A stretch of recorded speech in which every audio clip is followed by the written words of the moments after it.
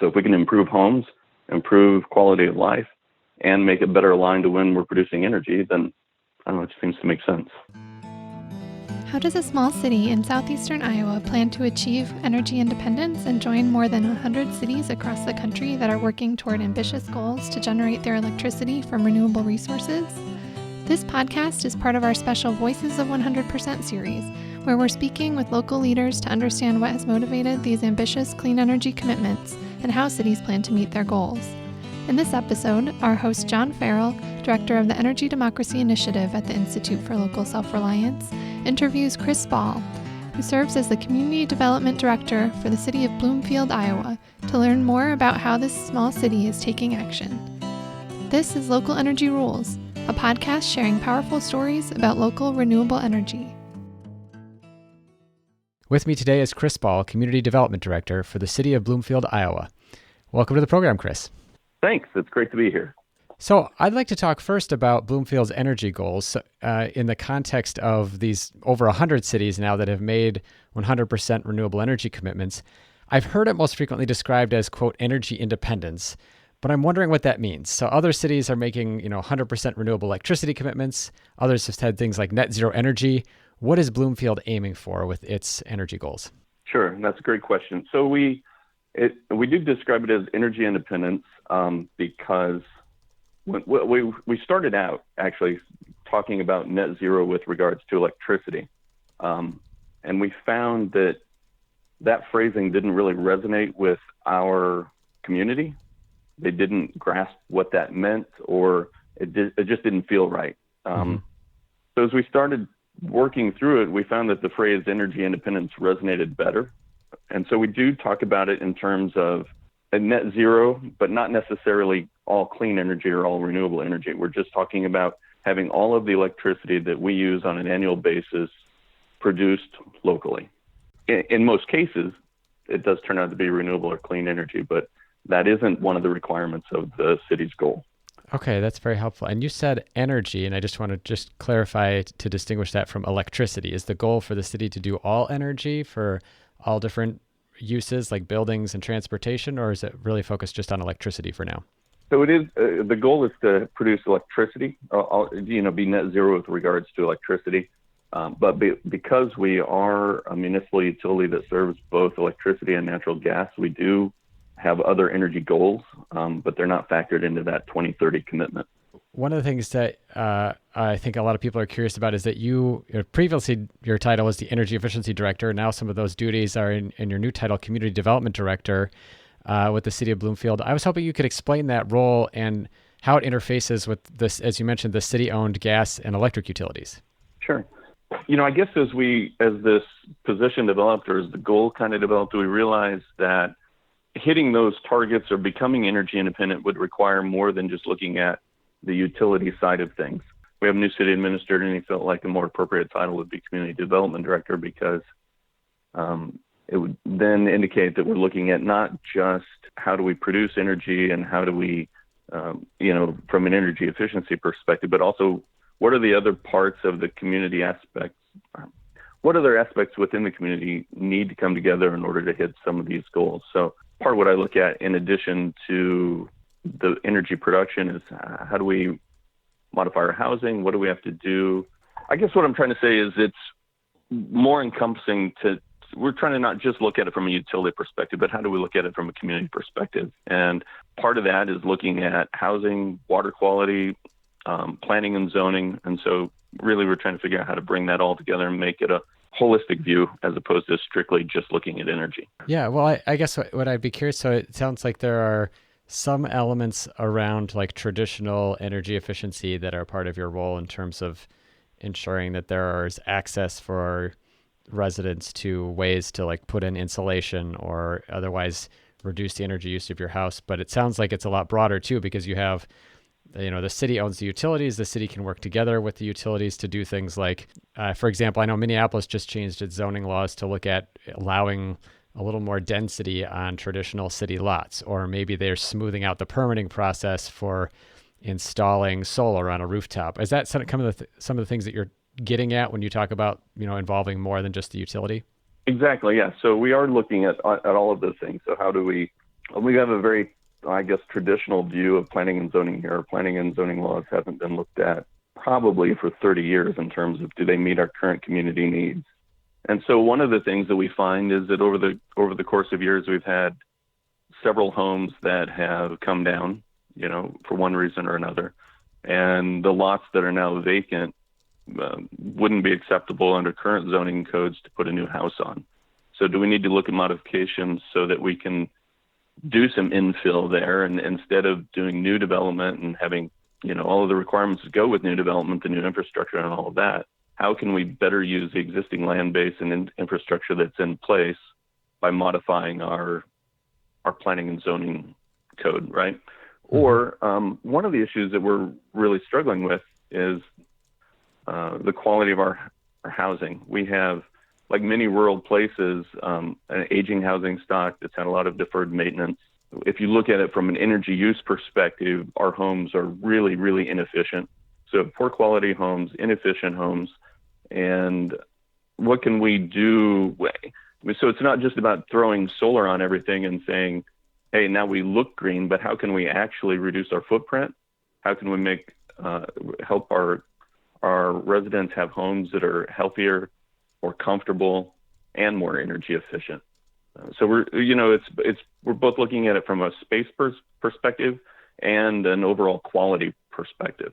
I was reading a little bit about some of the background of the work that your city's been doing, and am I correct that there was like an energy assessment done of residential properties, and that you discovered in doing this that you had a lot of properties that were pretty high energy consumption and perhaps not as energy efficient as you might have hoped? Yeah, that's correct. So one of the things that's unique about being a municipal utility is you have a lot of access to data that you wouldn't get under a typical investor-owned situation. So and our utility and our city have, for a very long time, had a policy that anybody can walk in and ask for the energy use on any building within the city limits or served by the utility. And so we've taken the step of saying, okay, that's great that we make that information publicly available, but how can we make access to that information easier? So one of the things that we've done in the last few months is publish a map online that shows the energy use intensity for every home within the city limits. And when we did that, we discovered some pretty disturbing numbers. For example, if you look at when we're using this based on site energy use intensity, which is basically BTUs per square foot used per year on that property, right? The Midwest average, as far as we can tell, is about 45.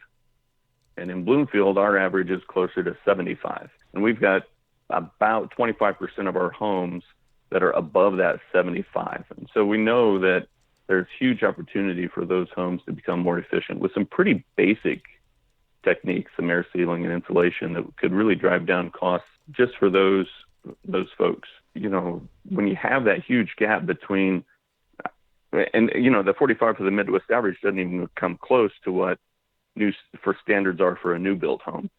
So we really see that there's a huge opportunity to provide some pretty quick impact. And the city has, decided that that's an investment worth making. And they've committed I say city, but it's the municipality.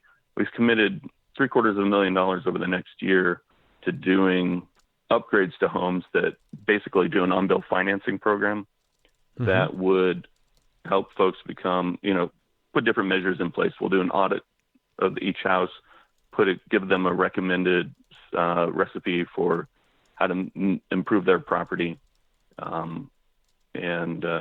We hope that we're going to see some movement there. We're not ready to launch that program now, but hopefully within 3 to 4 months that'll be in place. And then as people are heading into the cooling season, we're going to be in a place where we can do the audits and help them make some improvements to their property. One of the cool things that we're doing, we're looking at a model that is pay as you save. It's been used in other communities around the country, but not in Iowa yet. But one of the reasons we're looking at that model is because we're really trying to figure out how to not just hit owner-occupied properties, but how can we hit rental properties. We've got about 35% of our properties are rentals, and those are some of our most inefficient properties as well. Yeah, I should note for our listeners that ILSR published a report on the pay-as-you-save model or on-bill financing or in the case of our publication, we call it inclusive energy financing because of its ability to help address populations that aren't often able to be served by traditional energy efficiency programs. So we'll have a link to that on our show page. I'm really glad you mentioned this program and also kind of the that baseline information that you put together, because my next question was about sort of what Bloomfield's done so far. And I think both of those are really powerful examples. The data thing is so crucial. I've seen work in Minneapolis. It's taken years, even though there is this kind of formal partnership between the investor-owned utilities, gas and electric, and the city to get some data. And there are, a lot of wrangling about privacy with the state's regulators about, how aggregated the data has to be before the city can look at it. So it's been quite a struggle to, other than for some very large commercial properties, get that data. So I think that's really interesting. Also super interesting that the city is, kind of putting some money in here. I was actually going to ask you, in addition to some other, I would like to hear about other things that Bloomfield has been doing as well around this energy goal, but was curious with the $750,000 that's going to be focused on on-bill financing. Did that just come out of the city's general fund? You were kind of trying to clarify, I think, where the money was coming from. Was it coming from the utility budget? Where is that money coming from? And then it's being loaned out, right? So it'll eventually be paid back. Right. So it is a utility investment. We're not looking at it as a loan. We're looking at it as an investment in the utility operations, just like we would do. Some utilities have gone in and put in devices that would allow them to manage air conditioners so that they don't all kick on at the same time, right? And so we're looking at this from that perspective. How can we invest in properties in order to reduce our overall peak demand?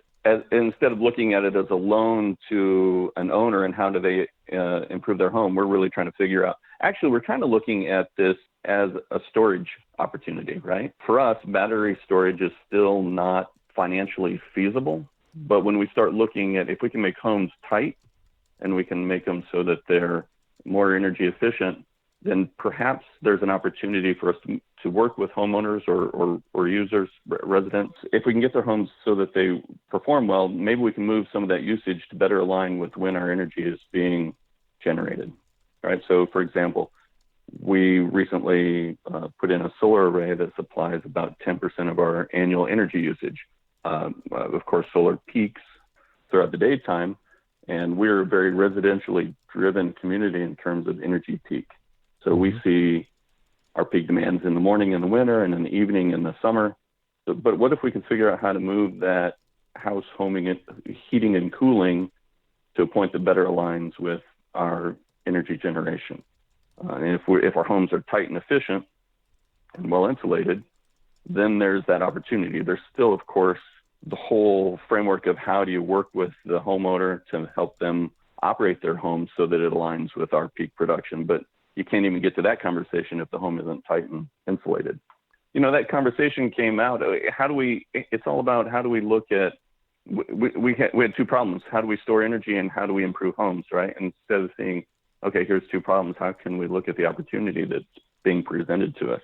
And saying, instead of looking at it just as problems, what's the solution? So if we can improve homes, improve quality of life, and make it better aligned to when we're producing energy, then I don't know, it seems to make sense. You're listening to an interview with Chris Ball, Community Development Director for the City of Bloomfield, Iowa, as part of our Voices of 100% series from Local Energy Rules. Do you know of any folks we should interview about 100% renewable energy commitments in their community? If so, please send us an email at voicesof100@ilsr.org.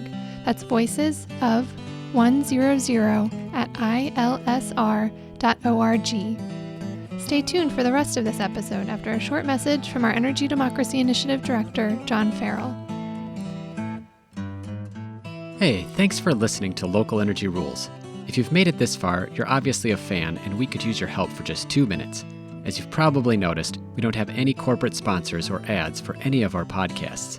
The reason is that our mission at ILSR is to reinvigorate democracy by decentralizing economic power. Instead, we rely on you, our listeners. Your donations not only underwrite this podcast, but also help us produce all of the research and resources that we make available on our website and all of the technical assistance we provide to grassroots organizations.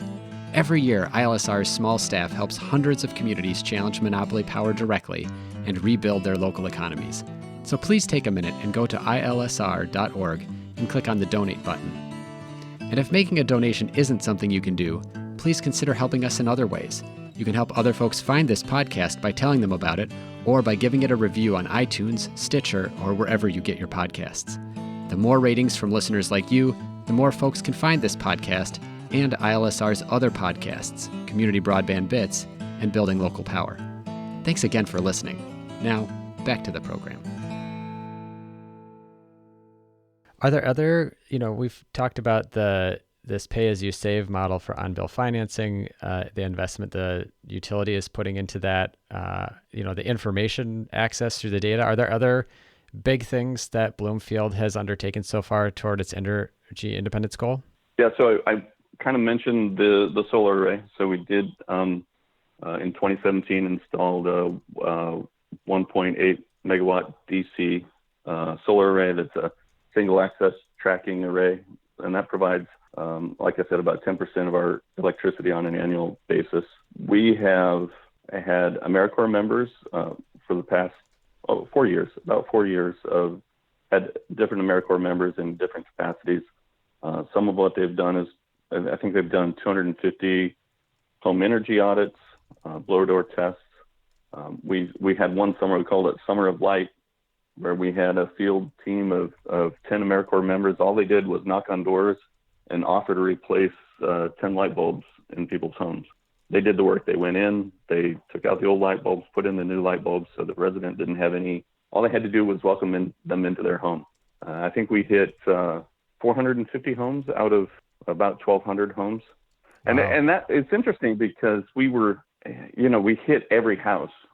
I made them knock on every door at least 3 times before they gave up. It was amazing how many people just even weren't willing to. It's a lift, it's a big lift to say, how do you hit every home? It's tough. When you say, you knocked on every door, so people were spoken to at least once and turned down the offer of free light bulbs installed for you. That's correct. It's really disappointing.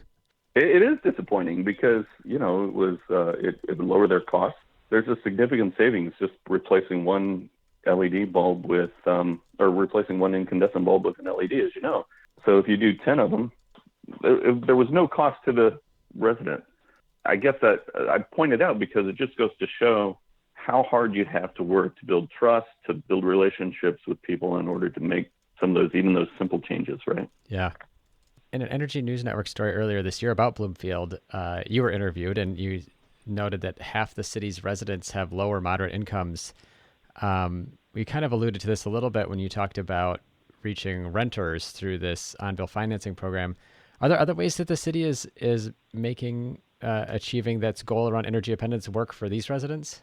So when we were looking at the solar array, one of the things we talked about was, do we put in community solar? Do we look at options to help all families access clean energy, being able to buy in? Ultimately, we ended up doing a utility-owned array there for a couple of reasons. One is that the amount of money that we would have to put into the administrative side and the legal side in order to launch the community solar program the way that we thought we would have to would just add cost to getting the solar array launched. Yeah. So we thought that money was better served by just putting in the array and letting, basically everybody has access to that energy because it's distributed to the whole grid, right? Mm-hmm. We have also, I have two AmeriCorps Vista members still, working with the city right now. And one of them has been focused on, through the DOE SunShare program, to figure out how do we develop some model that could be used here and in other communities to provide access to solar for low to moderate income folks. We've come up with some ideas that we think are kind of unique, but we haven't launched a program yet. We're trying to figure out a way that we can partner with a community action agency and maybe perhaps use that organization as a way to access folks that have energy needs or, are struggling to get their energy bills met. And if there's a way that we could, we're trying to figure out if there's a way that we could put in a small solar array that would be dedicated to folks that have energy needs or, are trying to figure out how to fill in that gap. It frankly would be cheaper for us at this point to, instead of putting in a small solar array, to give energy credits to folks.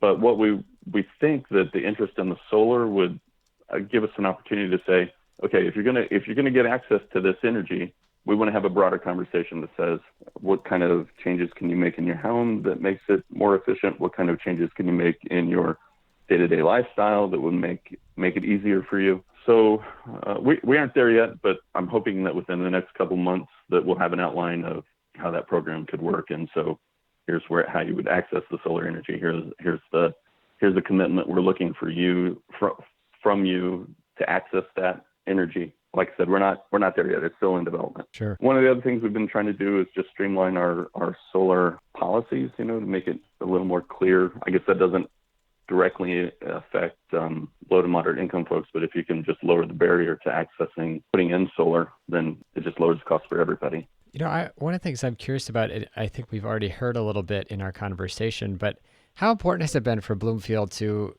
own its energy utilities, its electric and gas utilities, in terms of making progress toward this goal?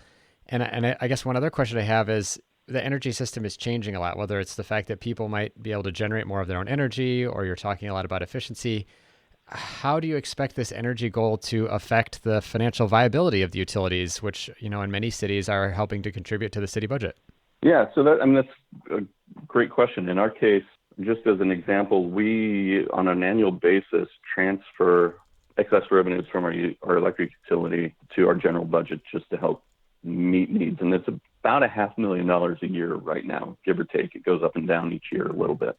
So, one of the concerns people have is if you are reducing revenues or reducing margins, then how are you going to continue to support the municipal side of things? If we can, about half of our cost currently of our electricity costs is in peak demand costs. And if we can figure out how to, we wouldn't be looking at the investment in the inclusive financing in the homes if it wasn't going to also have a positive impact on our bottom line as a utility. So we think we can actually reduce revenues but increase margins through that type of investment. I mean, that's what our initial numbers show. So, but none of that would even be possible if we didn't have the utility in the first place, right? So I really feel for communities that there's several small towns around us that years ago gave up their utilities. And I think that's hurt them in the long run. They don't have the flexibility to be able to have local control. They don't have the ability to move their resources to where they have needs. So it's been critical for us to have the local utility in place in order to make these, to even tackle these types of initiatives. In the long run, when people talk about addressing climate change, building heating is a big thing. So, I'm from Minnesota. Iowa, I'm sure, is very similar. There's a big heating load in the winter. We're using gas in most cases to supply that heating load. I don't know if Bloomfield's any different in that respect. But if you have a municipal utility that's supplying that, now the good news is people are talking about electrification as the solution, things like air source heat pumps. Do you see there being any tension between the fact that you have a utility that offers both services, or is that actually helpful that, you're really just going to be moving people from one service to another in the long run if you're talking about efficiency? Or is that really not even on the radar at this point? I mean, I know most of your goal has been focused around electricity. Well, no, I mean, it is part of the whole question, because most of our homes are heated through natural gas, and we even have a lot of water heaters that are natural gas. And so when you start looking at any house, the proportion of energy that goes towards heating and cooling air and water is pretty significant, right? When you're using natural gas for a good portion of that, then you have to certainly take into account how that's going to have an impact. So my bigger concern, so our natural gas utility operates in a way that we just have a set margin of, let's say a unit of natural gas costs $7, then we have a percentage that we tack on. As long as we can cover our base costs to operate the utility, we're in okay shape. But to me, the bigger concern is that when we move towards electrification here, is that an electric BTU versus a natural gas BTU is about 5 times the cost. And so we have to be aware of that as we're working with consumers and saying, okay, when you're making changes, it's not just about, it would be very difficult for all of our folks to move straight towards electricity, I guess what I'm trying to say. We're very fortunate to have that natural gas utility. Obviously, it's not green, so there's that challenge. We are looking at options to say, how could we supplement that, the fossil fuel gas with a renewable gas? It's a ways down the road, but it is something that we're at least aware of and trying to figure out how do we factor that into the picture. Mm-hmm. I was just going to say, one of the things, when you look at the cost of solar or wind over the last decade, it's amazing how fast the prices dropped compared to fossil fuel electricity, right? But that's just not been true in the natural gas side of things yet. So it's just one of those market factors we keep bumping up against. Chris, I just have one last question in terms of what advice might you offer to other cities that have made ambitious energy goals, whether they define it as net zero or energy independence or 100% renewable, from your work on this issue, from your experience having municipal utilities and working on them, what advice would you offer folks who are setting out on this, whether it's they've just made a commitment or they're trying to figure out how to do that? What kind of commitment should they make? And what's one or two things do you think they should really look at in terms of achieving those goals? I mean, the first thing I think I would say is have lots of conversations. Have lots of conversations within your community, that you talk to diverse groups of people and have those conversations often, because in our case, this sprang up really from a citizen initiative rather as opposed to a city initiative. And there's an incredible amount of knowledge and wisdom among residents if you just take the time to talk to them. Plus, it really needs to be a conversation, a dialogue in both directions, so they understand what the goals are and what's trying to happen, and you need to listen and see how those goals and initiatives can be tweaked as you hit different challenges. And then likewise, there's an incredible number of people that are really doing some fascinating things in Iowa and around the Midwest and in the country. And just connecting with that network, for me, has been inspirational. It's amazing how willing people are to share their experiences, share their knowledge, and help. So it sometimes can be discouraging when you're in your little microcosm. So make sure you step out and get to know folks and connected outside the community as well. There's all kinds of technical things that I think you need to look at. Contract structures for utilities are a big deal. And so understanding what opportunities your particular contract lets you take on is something you need to be aware of. At the same time, when you're looking at renegotiating contracts, don't just do it the same old way, and make sure you involve other people and get their perspectives. Finally, I'd say is that I've been involved with this group of utilities. Some of them are pretty good sized in Iowa, for about 3 years through a research center. And the first meeting that I went to, it was amazing how negative all of those, or at least my perspective at that time, my take on it was that many of those utilities were really negative towards renewable energy. This year, it struck me how far we've come in just 2 years, in that these utilities maybe not gleefully embracing renewable energy, but they understood, hey, it's here, it's not going away, that market forces are going to keep it here for a long time. So how do we ready our systems? How do we better understand it and recognize that will be the energy choice of the future? So I guess my point is, things change fast. Be aware of those changes, keep looped in, and be ready to adapt quickly. I think that's great advice, Chris. And I think there's a lot of communities that can benefit from hearing what Bloomfield has already set out to do in this, as well as communicating within their own communities. So thank you again for taking the time to talk with me about the work of Bloomfield. We're excited to share the story, and please keep up the good work. Well, thank you. I've enjoyed the conversation, and I look forward to hearing other stories that you talk about throughout the country. Thanks. Thank you so much for listening to this episode of our Voices of 100% series, where our host John Farrell was speaking with Chris Ball, Community Development Director for the City of Bloomfield, Iowa, about their commitment and action toward energy independence. To hear from others working to invest in local clean energy and taking on concentrated power to transform the energy system, such as another Iowa community's fight to municipalize its electric utility, tune into the more than 75 past episodes of this Local Energy Rules podcast, including those produced as part of our Voices of 100% series.